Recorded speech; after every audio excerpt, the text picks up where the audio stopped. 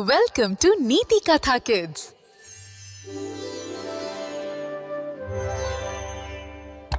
एका सुंदर गावात मीना नावाची एक छोटी मुलगी राहायची.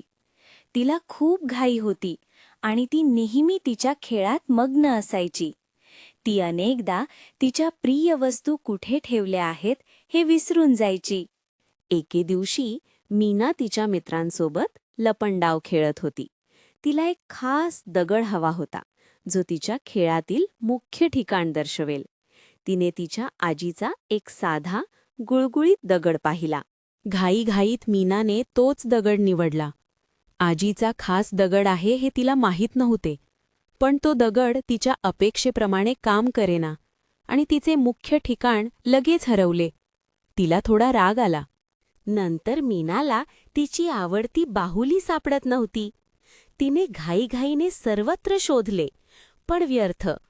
तिची आजी जवळच बसून हळूच हसत होती, जणू तिला काहीतरी आठवत होते. आजीने मीनाला त्यांच्या जुन्या आठवणींच्या अल्बमची तयारी करण्यास सांगितले, पण तो कुठे होता हे मीनाला आठवत नव्हते. तिला हरवल्यासारखे वाटले आणि तिच्या डोळ्यात पाणी तरळले.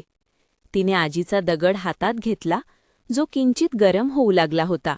हातातल्या दगडाच्या उभेमुळे तिला आजीच्या जुन्या कथा आठवल्या. आजी नेहमी म्हणायची की आठवणी आपल्या प्रियजनांना जोडतात. तिला अचानक आठवले की आजी नेहमी तिच्या खास वस्तू कुठे ठेवते, किती काळजी घेऊन. तो दगड आता हळुवारपणे चमकू लागला. चमकणाऱ्या दगडाला हातात घेऊन मीनाने शांतपणे आठवणींचा धागा पकडला.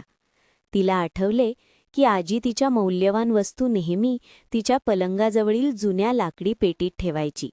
तिने हळुवारपणे पेटी उघडली. मीनाला तो अल्बम पेटीत सुरक्षितपणे सापडला. आजीने तिला मिठी मारली. मीना आता तिच्या आठवणींची किंमत जाणते. आठवणी आपल्याला योग्य मार्ग दाखवतात. Like, share and subscribe for more stories.